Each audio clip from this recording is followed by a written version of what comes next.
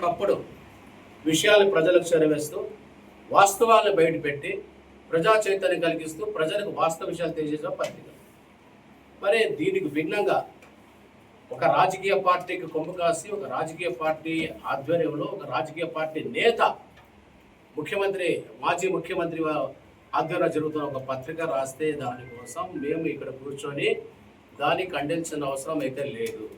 అయితే ఎందుకు ఖండించాల్సి వస్తుందంటే ఈ విషయాన్ని మేము పత్రికల ద్వారానే తెలియజేస్తే, అయ్యా మీ సాక్షికి నిజంగా ఆత్మసాక్షి ఉందా, మీరు ఆత్మసాక్షిగా రాస్తున్నారా, మీరు విషయాల్ని కరెక్ట్గా చెప్తున్నారా, లేదంటే పార్టీ కోణంలో మీరు రాస్తున్నారనే విషయాన్ని మీ ద్వారా తెలియజేస్తే పత్రికలు తెలిస్తే వాస్తవ విషయాలు ప్రజలకు అర్థమవుతాయి. కాబట్టి ఇప్పుడు ప్రతి దాన్ని అబద్ధాన్ని ఇది నిజం అబద్ధాన్ని పదే నిజము అని చెప్పి సాక్ష్యం అబ్బపెడతారు. అది మిగతా వారికి తెలియజేయాలనే ఉద్దేశంతో వాస్తవాలు ఏంటి అని తెలియజేయడం కోసమే ఈ యొక్క మీడియా సమావేశం నిర్వహించడం జరుగుతుంది. మరి ఇవాళ పిఎల్ గురించి పెద్ద ఆరోపణలు చేస్తారు, ఏం దోచేస్తారు, ఏమో దాచేసుకున్నారు, ఏమో కొలిగిపోతుంది అంటే మాట్లాడుతున్నారు. నిజంగా ఇందాక చెప్పిన విషయాలు చెప్పకూడదు, కానీ శ్రీనివాస్ అనే వ్యక్తి గౌరవనీయులు శ్రీనివాస్ అనే వ్యక్తి మగర్భ శ్రీమంతుడు, ఆయన కోటీశ్వరుడు. ఆయన అక్కడ కూర్చొని వ్యాపారాలు చేస్తే కోట్లు సంపాదిస్తారు. అది మస్తంగా మాకు తెలుసు, మా పార్టీ లీడర్లు తెలుసు. ఆయన కేవలం నందమూరి బాలయ్య బాబు గారు అభిమానంతో బాలయ్య బాబు లోకేష్ గారు ఇందుకూరికి వెళ్ళి మీరు కార్యక్రమాలు చక్కదిద్దండి అని చెప్పితే తప్ప ఆయన ఇక్కడ రాలేని పరిస్థితి. వచ్చిన తర్వాత కేవలం పార్టీ ఆఫీస్లో కూర్చొని పార్టీ కార్యకర్తలతో ఒక సమన్వయకర్తగా ఆయన ఈరోజు పనిచేస్తున్నారు. కానీ ఏ రోజు ఫోటోలో రావాలని, ఏ రోజు ముందు నుండి రాజకీయం చేయలేదు, దందాలు చేయాలని అసలు పట్టించుకోలేదు. ఆయనకేం కర్మండి, ఆయన అగర్భ శ్రీమంతుడు అని చెప్తున్నాం, కోట్లాది రూపాయల ఆస్తులు ఉన్నాయి, పెద్ద ఎత్తున ఆయన కూర్చుంటే డబ్బులు వస్తాయి. అటువంటి ఆస్తిపరుడు ఆయన ఇంటికి వచ్చి దందాలు కర్మ అగత్యము ఆయనకు పట్టలేదు. రియల్ ఇది ట్రూ, వాస్తవం ఇది. అది తెలుసుకోకుండా ఆయన ఇక్కడ దోచేస్తాడని. ఏం దోచేస్తారు, ఏముంది దోచుకోవడానికి, ఎక్కడుంది మీద ఆధారాలు దోచుకోవడానికి?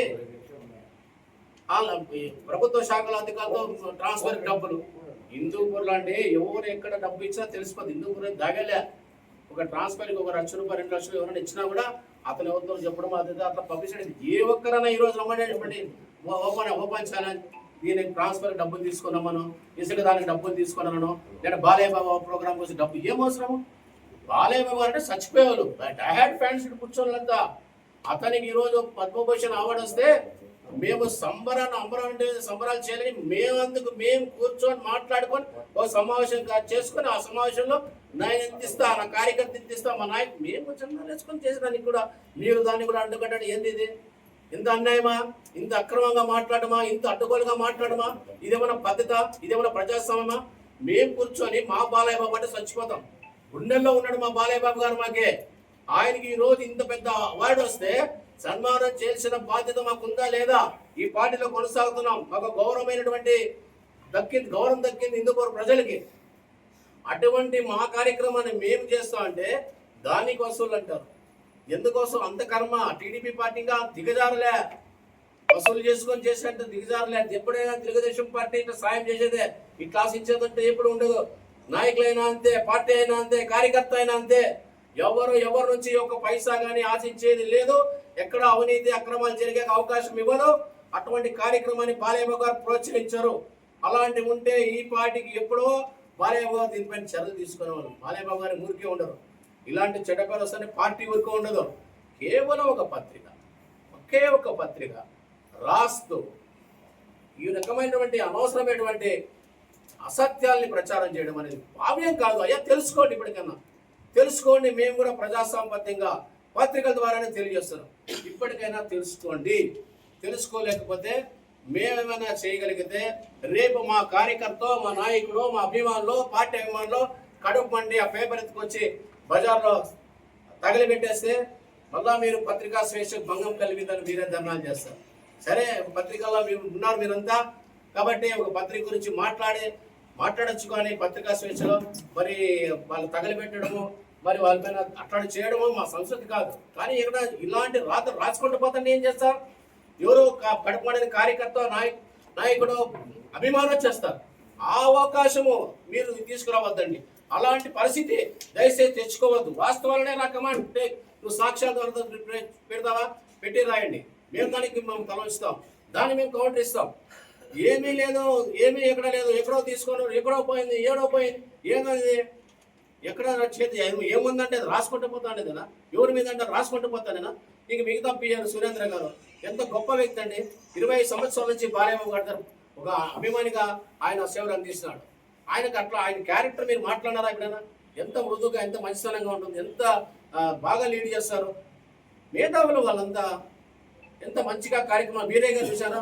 నీతి నిజాయితీకి మారిపోయారు. ఆయన గతంలో పనిచేయడం జరిగింది, మళ్ళా ఆయన ఏరుకోరి మళ్ళా బాలయ్య గారు తీసుకొచ్చారు. ఎందుకంటే అడ్మినిస్ట్రేషన్ వర్క్ జరగాల, అమరావతిలో ఫైల్స్ కదలల్లా, ఇందుపూర్లో అభివృద్ధి జరగల. ఈ నలుగురు ఉండడం వల్ల బాలాజీ గారు ఆఫీస్ అడ్మినిస్ట్రేషన్ చూస్తుంటారు. ఎవరు పోయినా లెటర్ రాసి లెటర్ కొట్టాలన్నా, రేట్ చేయాలన్నా, ఎవరికైనా ఫోన్ చేయాలన్నా అందరికి 24 అవర్స్ బాలాజీ గారు పాపం అందుబాటులో ఉంటారు. ఆయనకి ఏ ఇల్లు అయినా అదే, ఆఫీస్ అయినా ఆయన అప్పుడు ఉంటారు. నలుగురు పిఎల్లో ఇద్దరు ఖచ్చితంగా ప్రజలకు అందుబాటులో ఉంటారు.